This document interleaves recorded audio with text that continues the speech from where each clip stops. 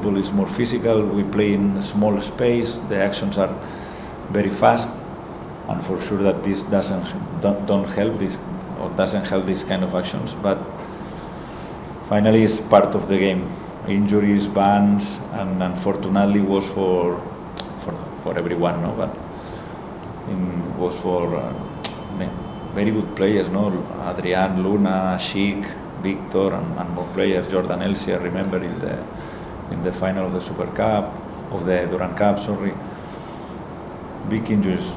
Easy, but it's easy for me because it's the moment that you can push more the players because they are open mindset. They are with a positive mentality in this moment.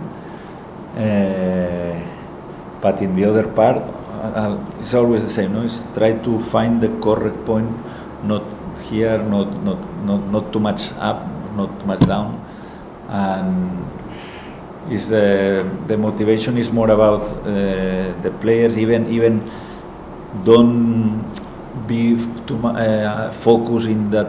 After this, I go home, I will rest. No, we need to